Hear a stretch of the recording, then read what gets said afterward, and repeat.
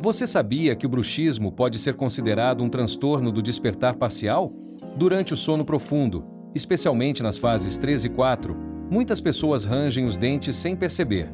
Isso acontece devido à atividade intensa do músculo masseter, que se contrai de forma rítmica. O resultado?